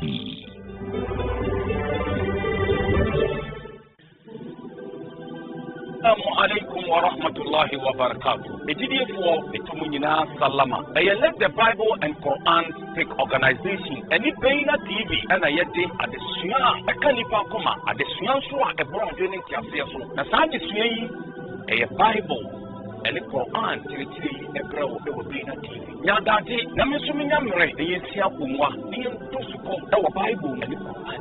Na enteretira no ya tudi say osom enteretira e Baina TV na ebeya faso se de ebeya da ko ma temu da onko ka brugufo ti edu fa mere na ya kuma na misi kuma na me no ya fa ka dismay e fa boye osom enteretira ya fa me ya Awesome Church this and every Saturday at 8 p.m. only on Baina TV.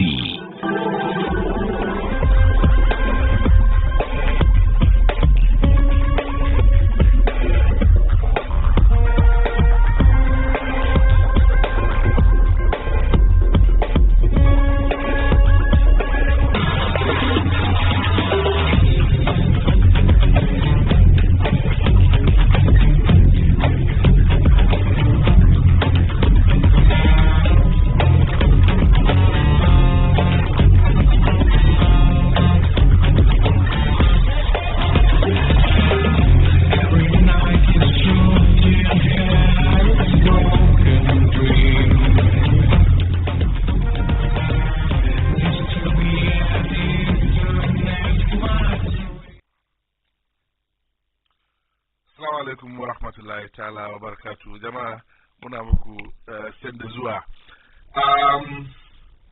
halwa yau muna tare da honorable Alhaji Muntaka Danlad Shebani, regional communication team member na NDC, sannan shine deputy communication officer a yawa so central NDC.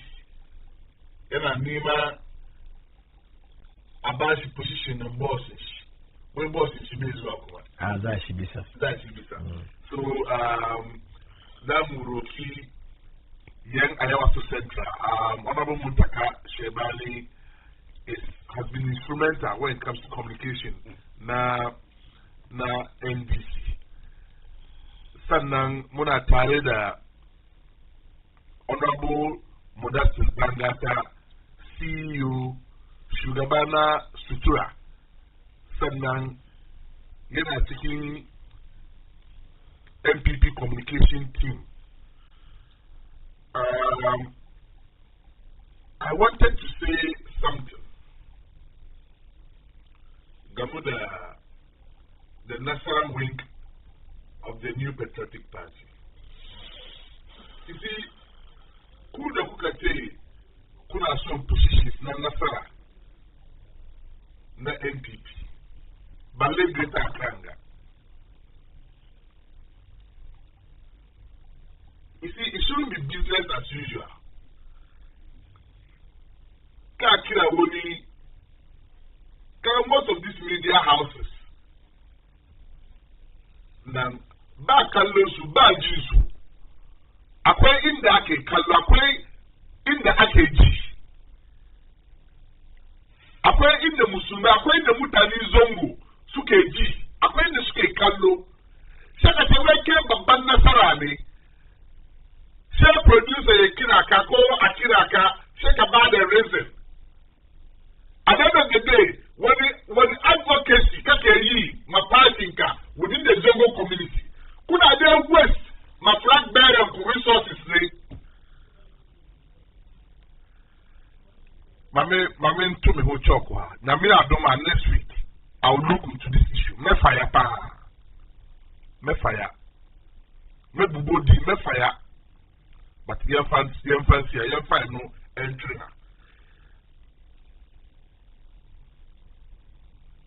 Honorable Mother, for some months, Anna kame way wani ya yi magana kaza wanki ta yi magana kaza shi a aiko police su je su kama mai shi an samu ire-iren wanda cases da dama shi ne abin tambaya ne daman da constitution ya bamu mutum kai ka faɗi abin da ke damunka shi ne gwamnati ke so ya sorotar da mutane kar su yi magana da ya kamata su yi. What do you see in all this arrest of communicators, TikTokers and all that? I mean, from where you sit? Shede ko Yuruka, ba su kai mai gidana ne. Wani abin da kake kara min yana da nauyi sosai. Mu da ne kawai. Kai wani abu. Wani abu ne yana da nauyi sosai. Kasa muna cikin yaran ku ne. Wanda mu yi fira. To ina ji lamari dai na kame-kame da ya soma na zamna nan ganin lissafa in the past 6 months da shekaran ga 2023 ya fara mutane dai da aka kama akalla sun kai 10 ko su fi menene laifinsu wai sun zamna kan TikTok ko kan radio ko kan TV kamar yadda muke zamnin ga sun yi wani maganan da gwamnati bai ji daɗi ba shi yasa ban sani bari da kana yanzu haka ina maganan ga ko wani tsoro don ina ganin me zan faɗi da bai da gwamnati daɗi da zai sa kamin in sauka a kinkime ni da ba sanin man da nake dangi na ba sanin da nake sannan ma lawyers na ba sanin da nake sai an buga ni an min duka da kyau in an koshi kaman 7 guda in dai ban mutu ba kenan shi a fito da ni a ce wai an kai ni kotu sannan a je a kulle ni kaga Ghana kasa ne da muke practice democracy so shi lamarin demokradiyya yana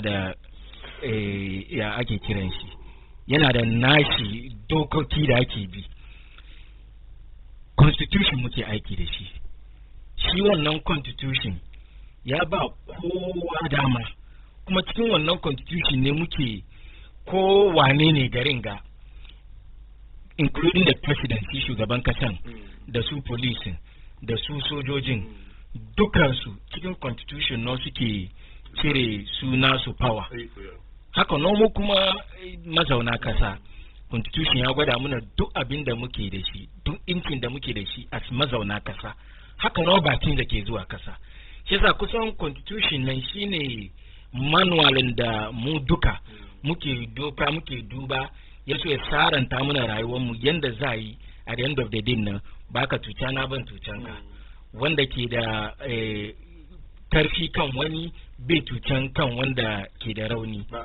nan ka abin nan ka ba ina tuni lokacin covid sai an bani takarda da zai barin access ko ina saboda office da nake occupying na shi za ni wani wuri sai sojoji suka tare ni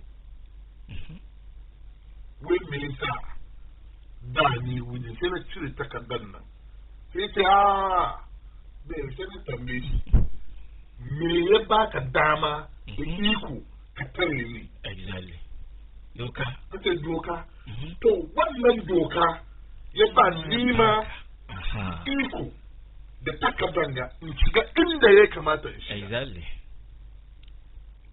so da duba cikin shi constitution mu article 21 wannan na freedom of media and expression kenan sai akwai duk abin da ya kamata mutum ka fadi da wanda ya kamata ba ka fadi duka na cikin wannan constitution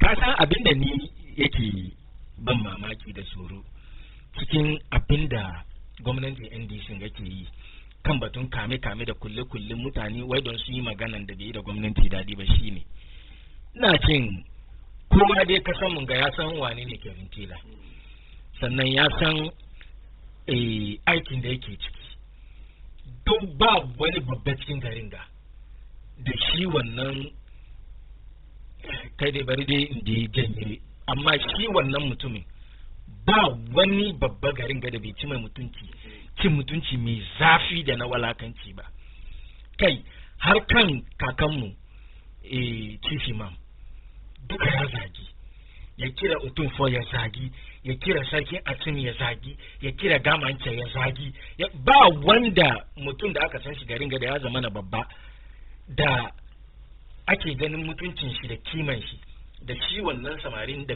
bai da mutunci mara mutuncin nan bai zagi garin gaba amma kuma duka wannan abin nan yayi ne saboda NDC mu duka mun san Sami Jamfi shi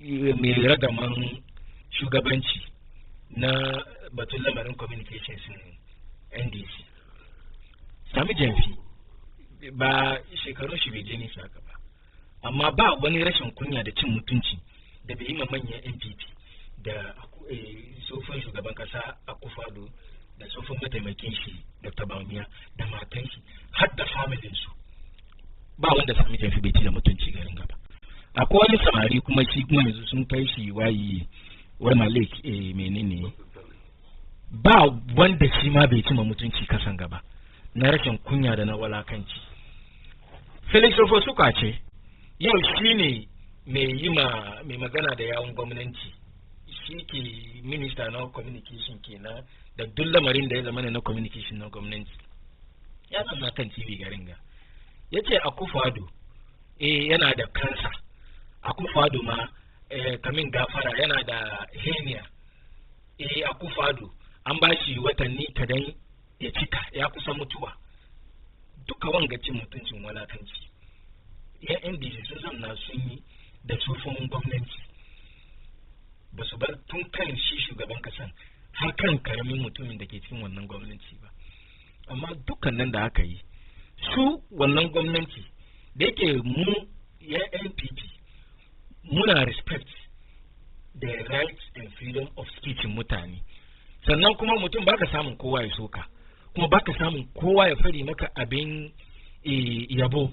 But there were instances that government MPP kunta kama journalist. I mean, Bobby, this other guy that batun su Akogon da su ya radio godiri. No. Ba na zuwa. Wannan lokacin nan kamun su da aka yi don su zanna kan rediyo ne suka ce chief justice mu don wai su a tunanin su ba wannan muntiye nan ba ai su kuma journalist ne so su na nufi ba kana batun journalist da aka kama lokacin mu bane su wadanga sun ce sun kama chief justice ne su afka mata shade su kashe ta cikin gidanta journalist NDC ne kuma na san su garin ga yau ga suna da appointment cikin gwamnati NDC ga abin da suka zan nasu ka fadi kenan sai sa ai kaga freedom of speech nan yana da iyaka amma kuma akwai wani zantuttukan da mutum yayi kana duban kiman mai shi ne sannan da mutane nawa za su saurari mai shi sannan su doki abin da yake fadi nan serious yanzu wannan tamin nan ya bar ka auna yanda ya kamata ka doki lamarin mai shin ko ka yi wasi da shi ne ko kuma ka doke shi da jan ido amma yawancin mutanen da ke kan TikTok yanzu suna nan dai ne suna dai past time kawai mai jima da yawanci don garin ga mafi yawancinmu ne ba mu da aikin yi aikin bashi yasa mai jina zanne ya samu wani 5 cedis ya sai data ko 10 cedis ya sa sai ya zama shi kuma yanzu da yake kuma wannan lamari ne ya zo kamar kowa ya bude phone no yana kan Facebook live ko yana kan TikTok live yasa abin da shi kuma ke damun shi ya fito ya yi zantuttukan shi amma kuma an hana mutane gari wani wadata da sukuni suna cikin kunci kuma ba su da su fito su yi magana da sun fito sun ce kala sha kama su a kulle a je a buga su a je a walakanta su a tozartar da su a kare kuma a kama su wai an kulle an ba su shekara guda an ba su wata 3 an ba su wata 6 wato kenan da dai kusan ma a bar mu fahimci kamar mulkin mallaka ake muna kamar John Mahama yanzu ya zama sarki ne garin gaba shugaban kasa da aka zabe shi da abin gando demokradiyya ba ya so wannan tamin nan mun sani don kaga su yanda suke da wannan tarihi lokacin da shi tsufin shugaban kasa Jerry John Rawlings da yake mulkin mallaka na soja ba gwalatancin da bai da kakanninmu da iyayenmu garin gaba a buga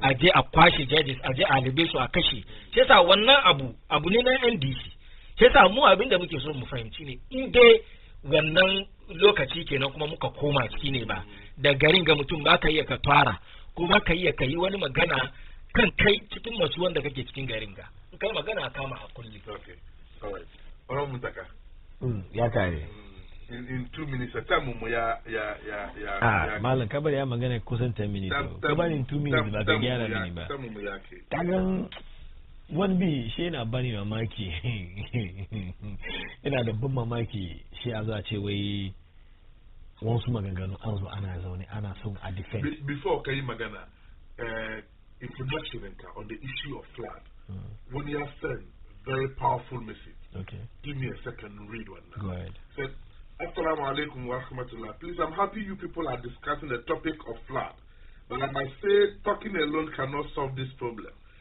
Since this cleanup exercise was done, did you realize that gutters and the environment is still dirty and filthy? We have kept quiet on hammering on how the assembly operates, especially those in charge of environmental issues and road. Engineers approve on shoddy works and license building to build on waterways. Please, the media voice is powerful. Therefore, use it to advocate for a resetting of the assembly. There's too much corruption there. All engineers and directors must resign. They have failed us. For new healthy ideas. Honestly, I have a lot to say, but just this few. Thank you. Ibrahim Adenta. Ibrahim Adenta, thank you so much. My bank announced phone lines now, but the lokachi okay, so basically, anabatum free speech. Right. Kama yanda wani quote yake zo where you as of freedom of speech you can be guaranteed, but the freedom after speech there is no guarantee to it. And that was said by a dictator, not Idi Amin, exactly. Idi Amin, and everybody knows the records of Idi Amin. That is where you get it all wrong. Unfortunately, you and I are sitting here believing what the white wrote about Idi Amin. Go and research about Idi Amin, and you realize that unless you don't, Karajina, Africa, Mumbar, young fella, there's no two battles. Tell me. In any case, you are not the moderator. Kagaba, Tameshi, you know what? I'm very good at it.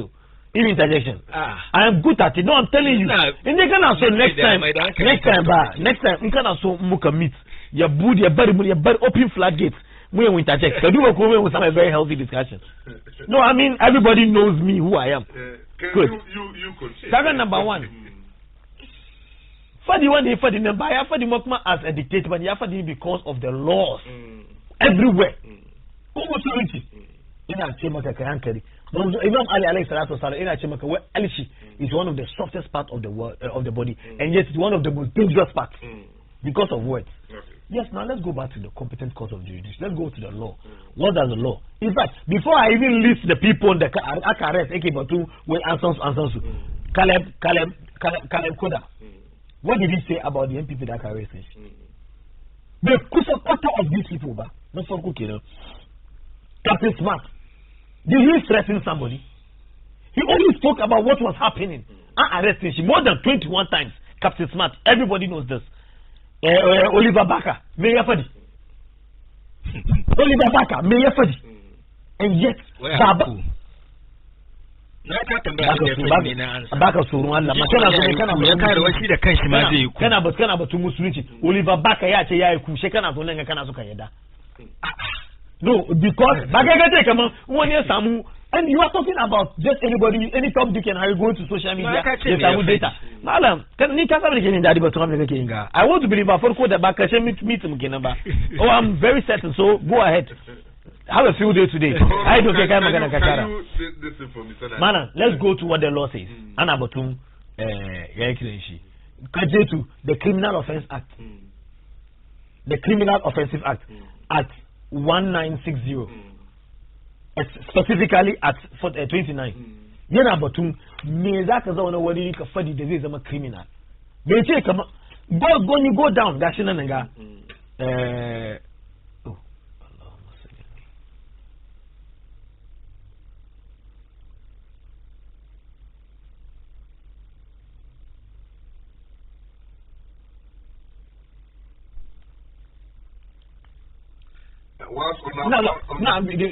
da nake magana mai ta ba ni ne nake let me paraphrase sannan ma in ga kare gwada maka wurin yake yana batun in ka zauna akwai social media offensive act ina cikin it is embedded in it in ka zauna anywhere in kai wani magana da zai cause fear and panic zai cause the issue of the peace ya zama magana saboda Allah maganganun da suka yi nan inda ce kamar mutane NDC za su react wouldn't it have had a problem on the peace and security of the nation? Isn't it causing fear and panic? Maganganu kuma kamar da ke dadi kamar mu NDC muke cewa what is good for the good is good for the ganda da muke kamawa ba mu kama yan MPP kada mun kama NDC kuma har yanzu muka ce wani fasofin mabini shugaba yankin shi ba mu yana so wai a sake wani aka kama domin shi an ya sake domin shi bai prosecute ba amma prosecution is of two ways akwai private akwai public in the government was a public wanga because it was in the internet and it's considered a public space wannan magana thereby the jurisdiction of the government or the constitution deals with that issue kana batun wanga yankin shi Kevin Taylor go to the US and arrest him he is not within that jurisdiction. Our law does not permit us Malam. In fact,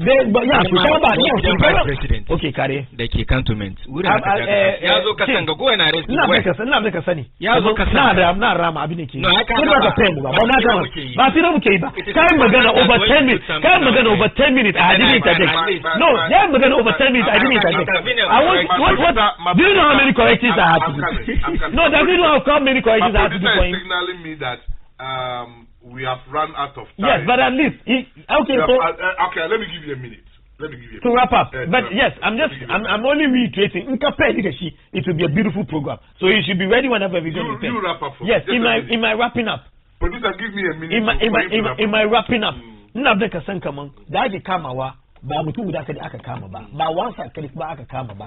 Kuma we want to sanitize the system ne. Yes, aka ce banne da yawan abuwan da ya kamata a fara gyarawa ta wani wuri inda aka fara ke ga an fara gyarawa kuma za a continue kenan and nobody zai da yake da wani authority zai ce kaman wai in wani ya flout the laws of the country the constitution will because of duty ka ne ko menene abarka no it will not happen that way we the NDC that we as his honorable honorable Sami Jimfi muna yanzu muka samu sitting members of parliament suke zagin the sitting president idan za batu kame ta wurin za fara yi kuma kan duba online the most insulted president ever is his excellency Jerry John Rawlings. Second, his excellency Atta Mills Mahama before Manana to go and check and see. One Thursday I made that comment. I now move set to confirm in this same video on the other side. So I'm saying it emphatically. In the Zagini, we had a sitting president and we had a sitting member of parliament who insulted him to the lowest level. And nothing was done about it. And you want to claim what? And I'm not making a saying, Honorable Atedi Nkesia, the futuristic chairman general of Ayafu Central of NDC, the whole of Ghana. You send me message. When Gamaka in a laugh shunka, much as Beijing outside the kill. And she never read in a laugh shunka. It's a way Gamaka can keep it up. I'm not in a show. I could run the Shimazi force. He house is interview. Can't understand that. It's a magana need to fake. Okay, that's good. That's good. Now. matana na duba na aja Aisha tu mana ita da yan wanta assist anti lad anti nana anti la misuri ko suna zo muna gaida su mun gode family mu duka suna duba su ta samu me kai magana ba sai mu za ta samu an tashi mana ba wani na gani ba wani abu na yadda mu aka mutu in ka tuce shi kaga na so barka Allah ba ni ka taka ka fara na ci thank you so very much abin da nake so ba wani mana ba wani last word zai kai har muna fani nan ga ba na an tashi kowa sake ba gaisuwa na ga matana na ga da mana sai mu ne yake mata gaisuwa ne yayi ke propaganda yayi kage zalla ba abin da zai fadi. He has nothing to say rather than propaganda again. Now the camera producer baki guce time ya kai ba. Ita producer muna bai ka sani in conclusion na bai ka sani ne kaman ba. His Excellency John Dramani Mama is handing over to an NDC person. Thank you. Coming what koya suka yi. Ba propaganda sun gabo. No. Mu ba su 11 mu ba president bai zai ce kaman there will not be no haircut. Thank you so very much for your time. We are mun gode da muka kira ka zo muda na'am shi magana da ke fadin nani ba wani magana daban illa mu gode ma mutanen Ghana da suka ba mu overwhelming support kuma in ka duba kamar yadda ma mai fadi ko yana haɗi da gauti Ghana duka ka san now Ghana is a construction capital Ghana is a construction site ka san Ghana is a construction site ko ina ana gyare ina duba kuma ba za mu je mu karbi kudi ba za mu je mu karbi kudi mu ci bane wani suka je suka karbi kudi in za su construction sai zai about 50%. For the sake of our viewers, let me conclude. Let me wrap up. But I thought you said time is up. Yes, time is up. So leave me to wrap up. Producer, he's wrapping up. Please, let me wrap up. Muda, in 5 seconds, can you give ina ka ne ba da ka bata ka bari 10 minutes da ka bashi ka bari magana 5 seconds sai dai ko ina godiya daga yatan da aka bari na sannan na farko na gode da duk producers producer guda ne ba biyu bane na jin MPP dai muna reorganization party mu mun yi flag bearer elections and then mun yi constituency elections from top to down yanzu za mu yi regional one and then inshallah national one. So the national one nan ne nake so da in aika sako ga MPP especially youth organizers mu. 5 seconds ke 1 minute. Akwai wani dan wan mu guda mai suna Clement Opoku Jenfi. Kwan Poku CID kenan. Aha yana shiryawa ya contest for national youth organizer. And then muna da yadda da yakini cewa kaman shine mun bashi wannan ragaman shugabancin matasan MPP zai ya taka rawan ganin da zai kawo muna insha Allah power daga 2020. Kai magana da shi yazo na yi magana da shi yazo insha Allah yazo. Okay. All right. Okay. All right. Mun gode honorable Alhaji Muntaka Danla Shebani, Regional Communication Team member of the National Democratic Congress, Deputy Communication Officer of Ayawaso Central and aspiring to be the Substantive Communication Officer, Director of the National Democratic Congress of Ayawaso Central. Thank you so very much for honoring our invitation. Mungo de Allah Bangiji Yesaka. Sannan Honorable Mudassir Dangata, she is CEO of Sutura and a member of the MPP Communication Team.